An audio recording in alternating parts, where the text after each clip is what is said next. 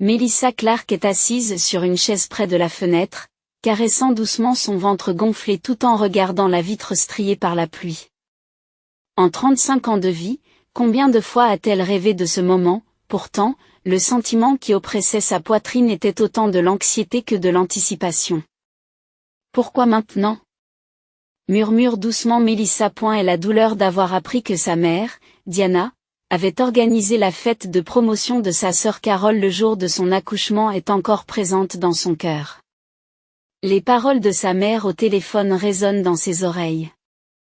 Je suis désolée, mais la promotion de Carole est un événement important. Nous ne pouvons pas changer la date. Votre bébé ne naîtra peut-être pas exactement à la date prévue, n'est-ce pas? Comme toujours. Melissa soupire profondément.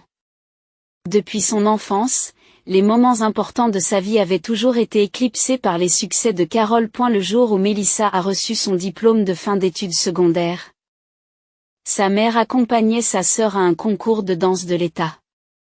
Le jour de la remise des diplômes de l'université de Melissa, le tournoi de football de Carole était prioritaire. Et même lors de son mariage, sa mère a quitté son siège à plusieurs reprises en disant « Je dois appeler Carole ». 7 ans de mariage. La vie avec son mari Jacques a apporté à Melissa une stabilité et un bonheur nouveau. Jacques, qui travaillait comme chef de chantier, l'a toujours aidé à concilier son travail de comptable et sa vie de famille. Et maintenant, leur premier enfant était sur le point de naître. Pourquoi ma mère accorde-t-elle toujours plus d'importance à ma sœur qu'à moi? Se demande Melissa.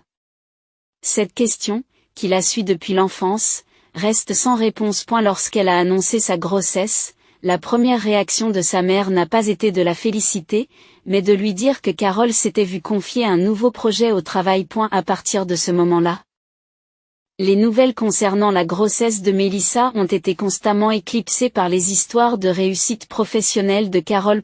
Et ne pouvez-vous pas changer la date de la fête prénatale? Carole a une présentation importante ce jour-là. Tu as des nausées matinales?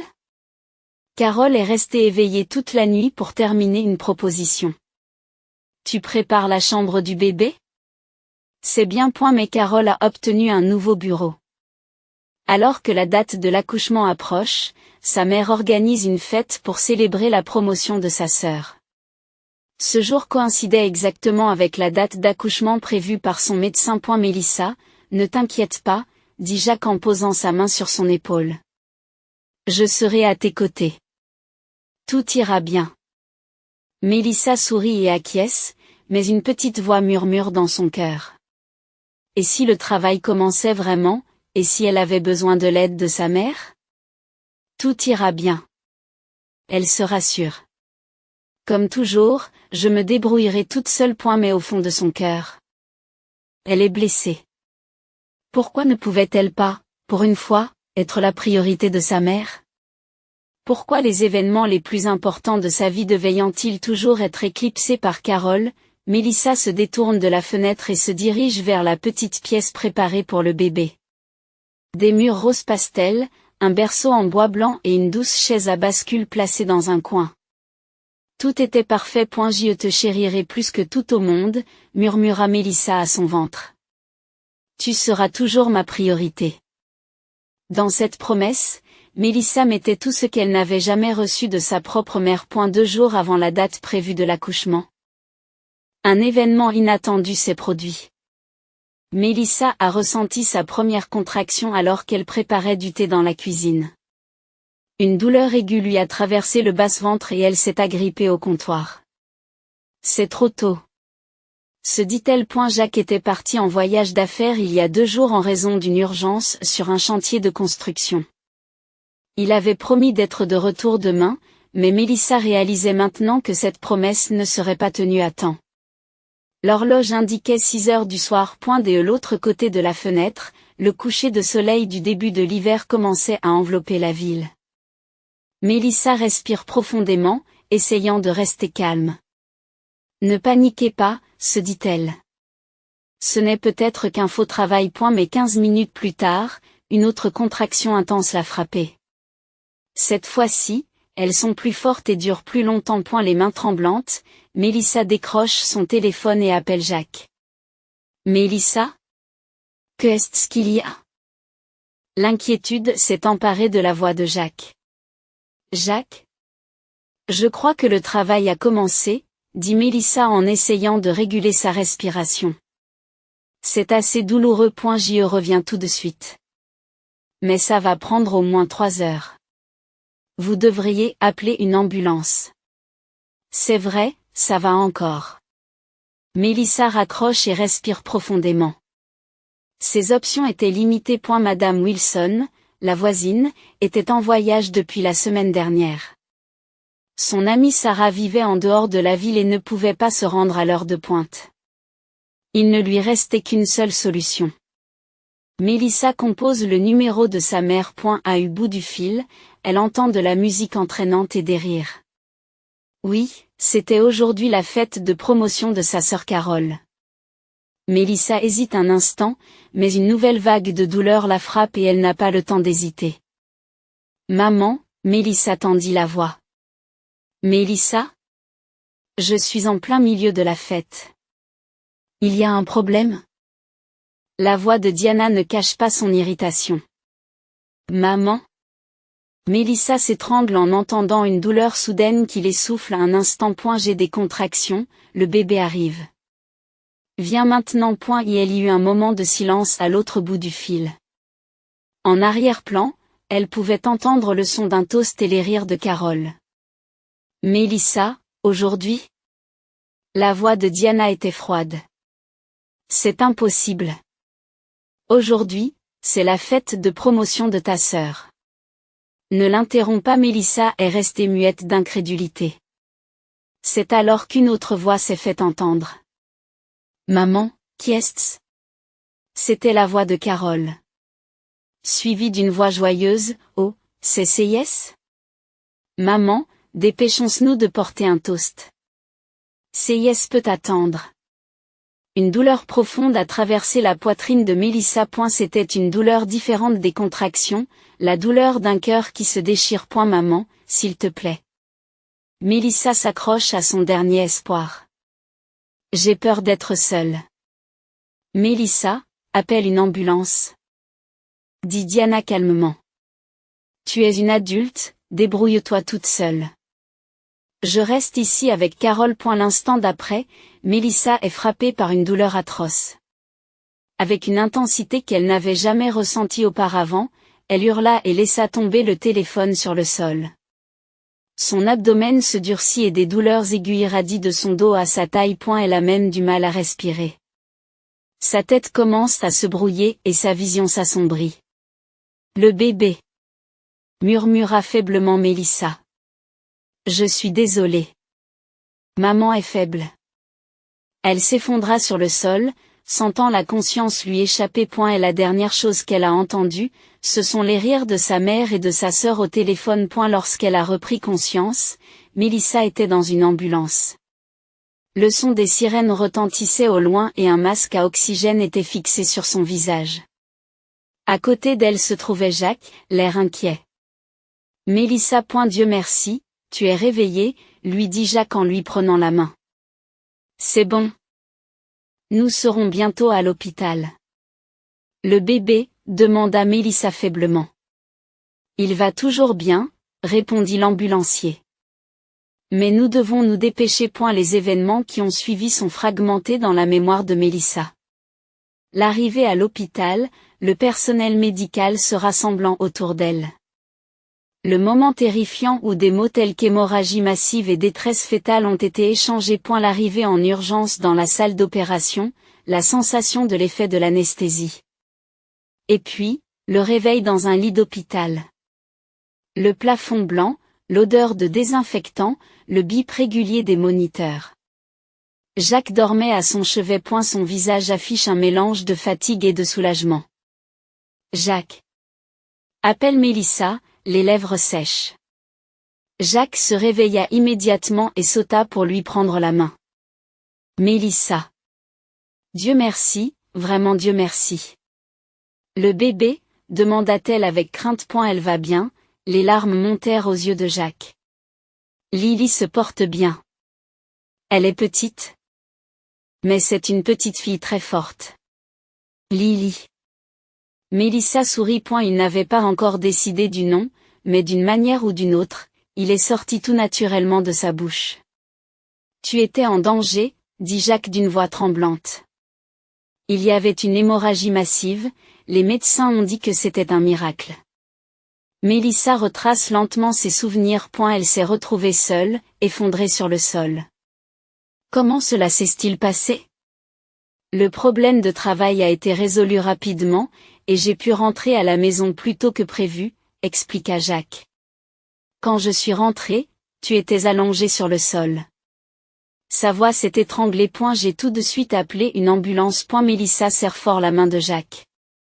Et puis, une question s'est posée. Maman.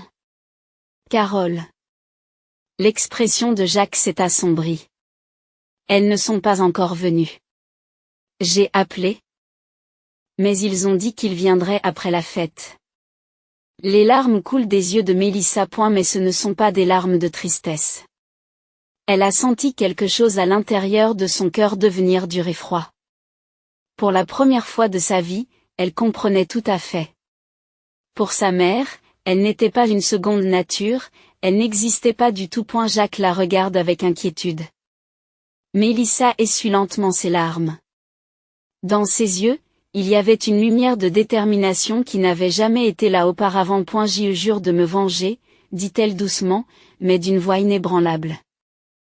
Le jour de sa sortie, Mélissa a quitté l'hôpital avec Lily dans les bras et une nouvelle détermination dans le cœur. Pendant son séjour d'une semaine à l'hôpital, sa mère et sa sœur n'ont visité la chambre qu'une seule fois. Et c'était 3 jours après la naissance de Lily. Quel adorable bébé! Explique Diana en entrant dans la chambre. Faisant comme si de rien n'était, elle étendit les bras. Tentant de prendre Lily dans ses bras. Mélissa sourit doucement et rapproche un peu plus Lily. Merci, maman, dit-elle d'une voix calme et apparemment paisible.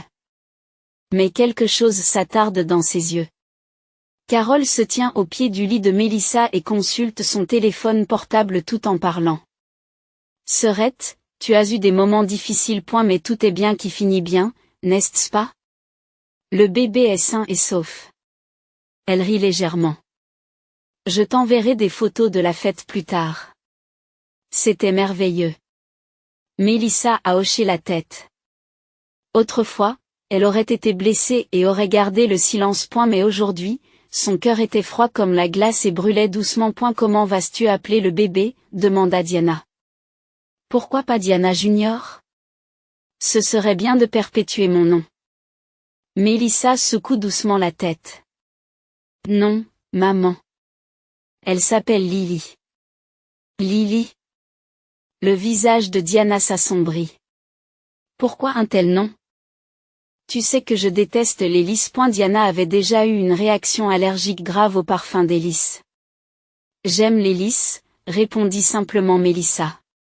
Et dans son cœur, ajouta-t-elle, et parce que cela te met mal à l'aise. Eh bien, je m'y habituerai, dit Diana en haussant les épaules. À eu fait, nous aimerions réserver du temps chaque dimanche pour notre petite fille. Avec Carole aussi, bien sûr. Mélissa ajusta sa position sur le lit et sourit doucement. Malheureusement, ce sera difficile. Lily est encore petite et a besoin d'un environnement stable pendant un certain temps. Mais Diana commençait à parler lorsqu'une infirmière entra dans la chambre. Excusez-moi, il est temps que maman se repose, dit l'infirmière à Diana et Carole. Revenez demain. Après leur départ, Mélissa a regardé Lily et a tenu sa petite main. Et au retour à la maison, le plan de Mélissa se déroula tranquillement. Chaque fois que sa mère la contactait pour voir Lily, Mélissa refusait pour diverses raisons. 2 mois passèrent, et le temps que Diana et sa sœur avaient passé avec Lily se résumait à quelques heures. Même dans ce cas, Mélissa limitait strictement le temps qu'elle passait avec Lily et était toujours à leur côté. Mélissa, pourquoi ne nous laissais-tu pas passer plus de temps avec Lily? S'est plainte Diana un jour. Je suis la grande-mère de Lily. Mélissa a souri doucement. Maman, Je ne fais que protéger Lily. Protéger? De moi? Que est-ce que tu racontes? La voix de Diana était teintée de colère. Non, pas comme ça, répondit Mélissa calmement.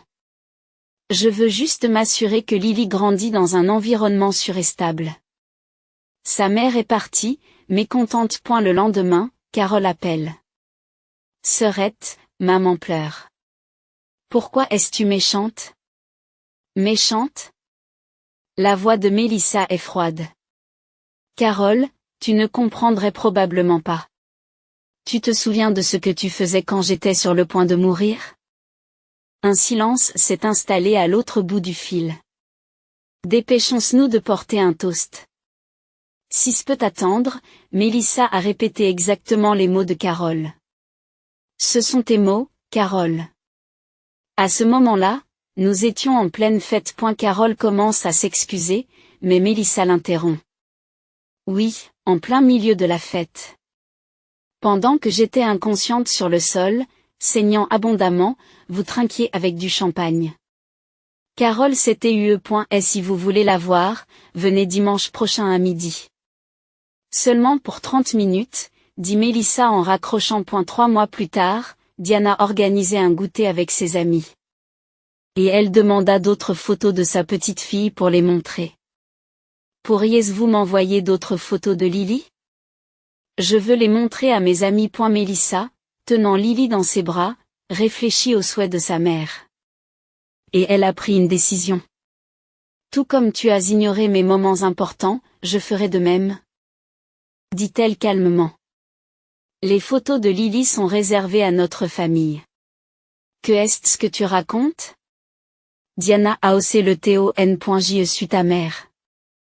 Lily est ma petite fille que tu me caches. Oui, tu es ma mère, dit Mélissa à voix basse. Mais quand j'ai eu le plus besoin de toi, tu n'étais pas là. L'appel téléphonique s'est terminé par une dispute stérile. Mais la vengeance de Mélissa ne fait que commencer. Une semaine plus tard, le dîner annuel de la famille Clark est organisé. Oncle, tante, cousin et bien sûr Diana et Carole étaient présents.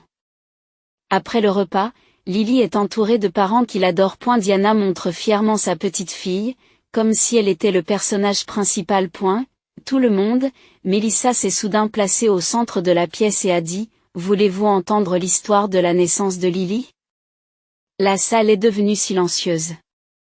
Le visage de Diana s'est vidé de ses couleurs. 2 jours avant la date prévue de mon accouchement. J'étais seule à la maison quand le travail a commencé. Jacques était en voyage d'affaires et j'ai appelé ma mère à l'aide. Elle a commencé à raconter les détails du jour de la naissance. Le moment où elle a été rejetée par sa mère, où elle a perdu connaissance sur le sol, où elle était en danger.